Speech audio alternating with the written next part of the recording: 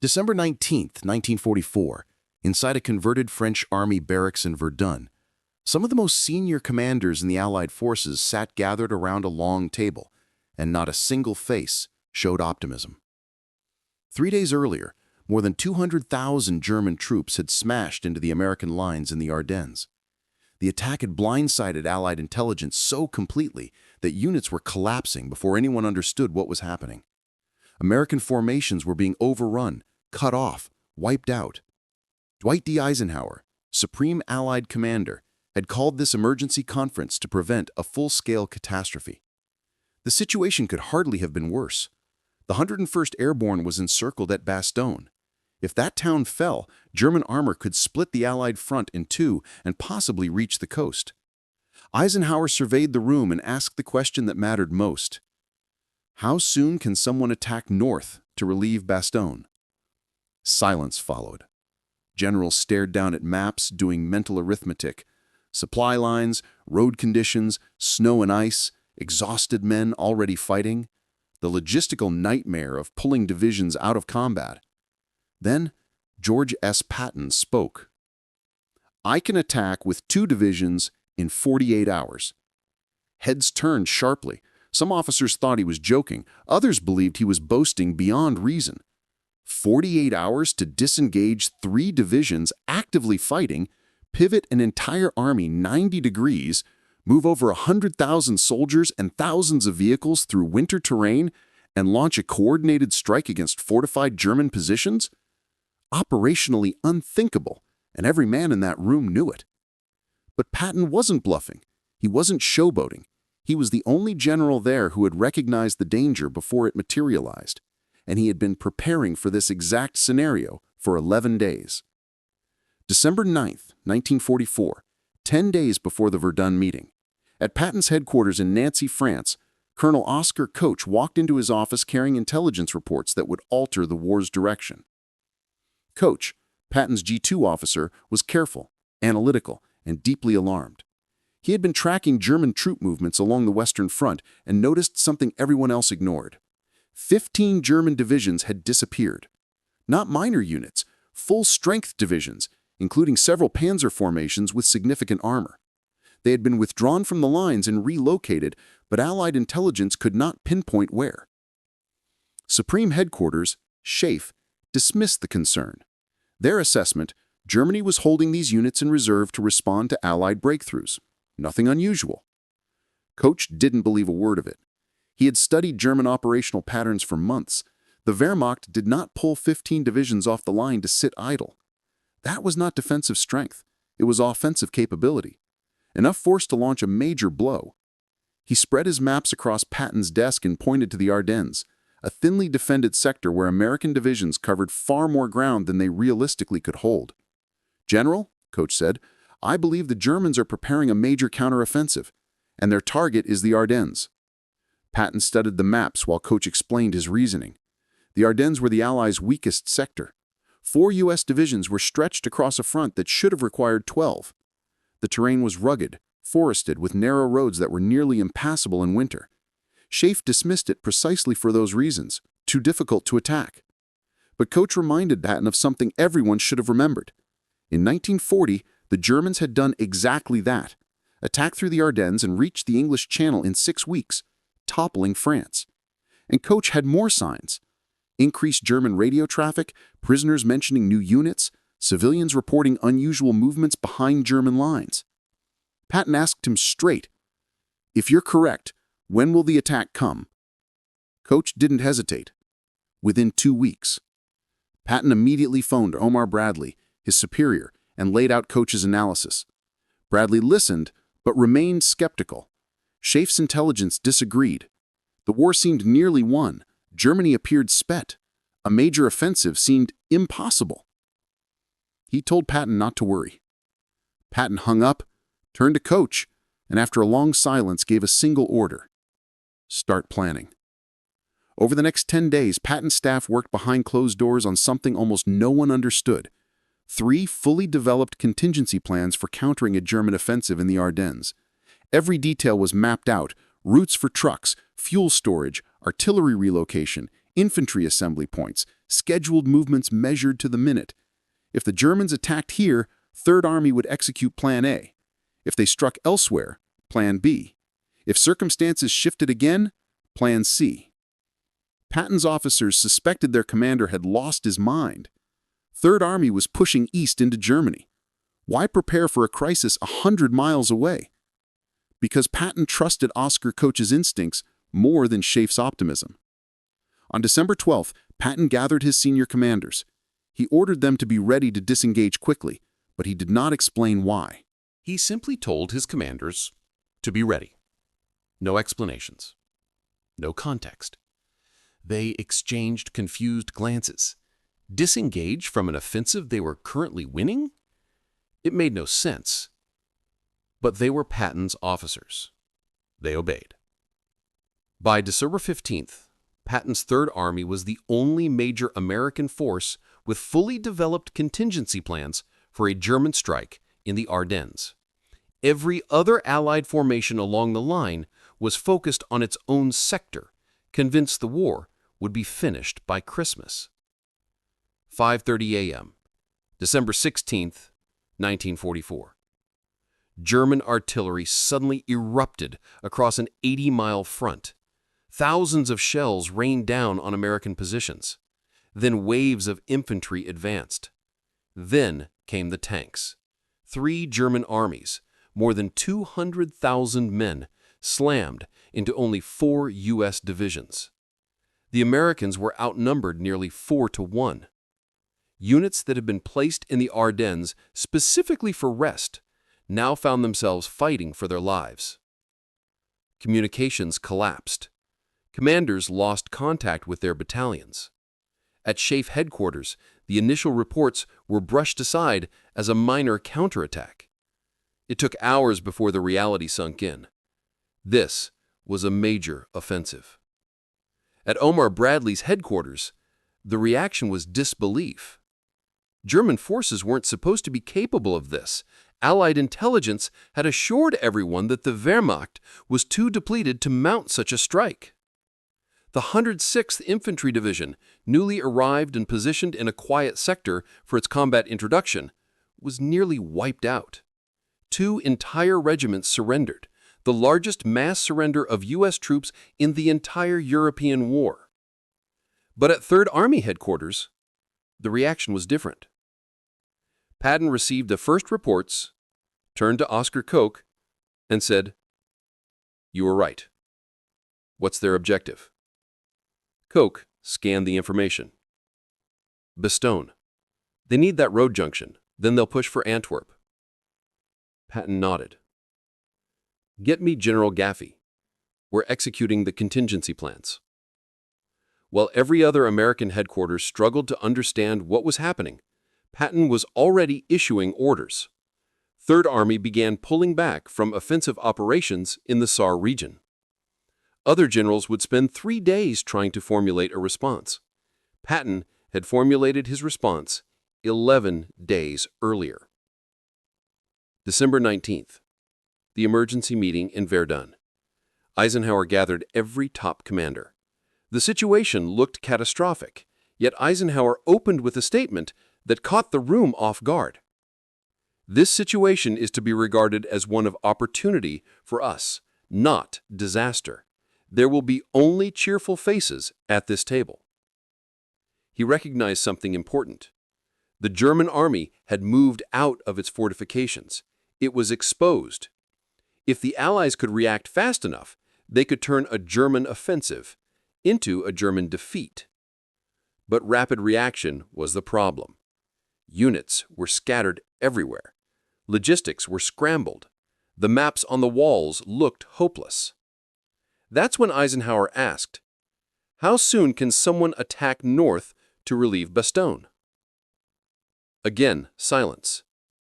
Generals stared at distances, terrain, roads, snowfall. Then, Patton.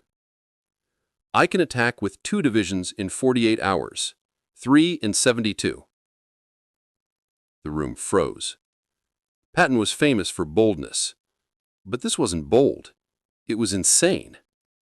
Eisenhower challenged him. George, this is no time for grandstanding. The 106th Airborne is surrounded. If we promise relief and fail, those men die. Patton didn't flinch. Ike, I've already given the orders. Third Army is disengaging now. I've had 3 contingency plans ready. I've been expecting this attack for 11 days. Stunned faces turned toward him.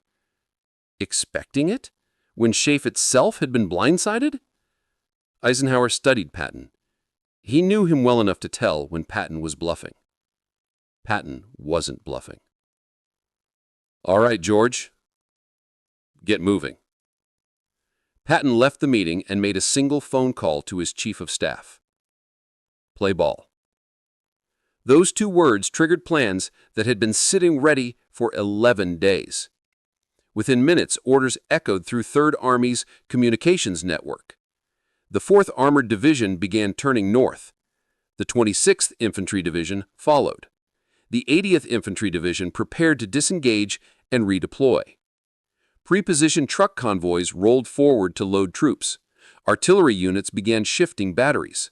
Supply depots instantly transitioned from supporting an eastward advance to powering a relief drive towards Bastogne.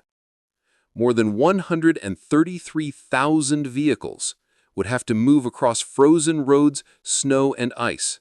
Supply chains pointing east were rerouted north. Combat units fighting that morning would be fighting again 100 miles away within days. Allied armies watched in disbelief.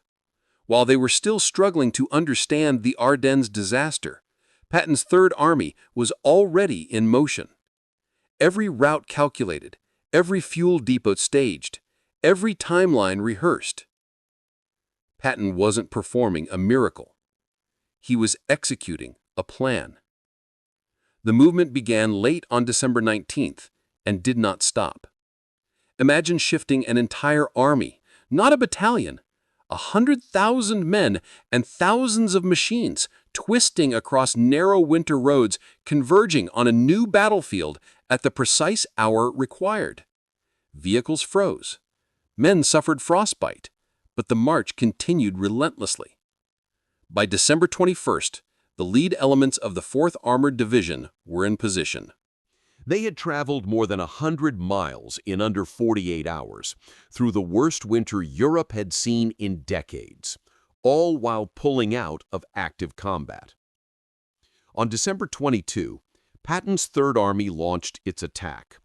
The 4th Armored Division drove north toward Bastogne. The fighting was savage. German defenses blocked every approach to the encircled town. Every mile was a struggle. Tanks clashed across frozen fields. Infantry forces fought through villages and dense woods. Inside Bastogne, the 101st Airborne clung to their positions, running out of ammunition, running out of food, and running out of medical supplies. On December 22, the Germans demanded their surrender. Brigadier General Anthony McAuliffe sent back his now legendary one-word reply: nuts. The paratroopers refused to quit. They were counting on relief. December 26, 1944, 4:50 p.m. First Lieutenant Charles Bodges, commanding the lead tank Cobra King of the 4th Armored Division, burst through the last German roadblocks at Asma. His tank linked up with the 101st Airborne. The siege was over. Patton received the message and immediately phoned Eisenhower. "We're through to Bastogne." The corridor they opened was narrow and constantly hammered by German counterattacks, but Third Army held it. That night, supply trucks rolled into Bastogne, carrying ammunition, food, and medical support. The 101st had endured 8 days under impossible pressure. Now they finally had what they needed to continue the fight. The Battle of the Bulge would drag on for another month. The Germans failed to achieve their strategic goals, but the cost was staggering. More than 19,000 Americans killed, over 47,000 wounded, and 23,000 captured or missing. the deadliest battle the U.S. Army fought in World War II. But the casualties would have been far worse without Patton's relief of Bastogne. Had the 101st been overwhelmed, had the Germans seized the road junction, the offensive might have succeeded in splitting the Allied armies. The intelligence collapse haunted Allied leadership. How had 200,000 German troops launched a surprise attack? How had 15 divisions simply disappeared without anyone noticing? The answer was brutally simple. Someone had noticed. Oskar Koch had tracked those divisions. He had predicted the offensive. He identified the objective. But SHAEF dismissed his analysis. The prevailing belief was that Germany was finished, incapable of mounting a major attack. Only Patton believed Koch. Only Patton prepared. And when the blow came, Patton alone was ready. After the war, Allied intelligence interrogated captured German generals about their planning. The Germans had expected to reach the Mersey River in 4 days. They expected to take Antwerp in within 2 weeks. And they expected the American response to be slow, disorganized, paralyzed by confusion. What they hadn't expected was George S. Patton. German commanders admitted that Patton's counterattack shattered their timetable. The speed of Third Army's movement stunned them. Their planning assumed the Americans would need at least a week to mount a credible counteroffensive. Patton did it in 4 days. General Gunther Blumentritt, Rundstedt's chief of staff, wrote after the war that Patton was the most aggressive panzer general the Allies possessed. General Hasso von Montefeld, commander of 5th Panzer Army, was even more direct. We knew Patton would react quickly. We did not know he had prepared for our attack. When his counterstrike hit, the Germans realized someone on the American side had anticipated their plan exactly. That someone was Oskar Koch, and the fact that he worked for George Patton made all the difference. Patton received no medal for the relief of Bastogne, no special commendation. Official histories praised Third Army's performance, but rarely mentioned the 11 days of preparation that made it possible. Oskar Koch remained almost unknown outside intelligence circles. His analysis, one of the most accurate intelligence predictions of the entire war, was overshadowed by the broader narrative of surprise and recovery. Inside the military, however, the lesson was unmistakable. Intelligence only matters if commanders act on it. Preparation only matters if leaders trust their planners. SHAEF's failure wasn't incompetence, it was assumption. Analysts had convinced themselves the war was nearly over, so every piece of evidence was interpreted through that lens.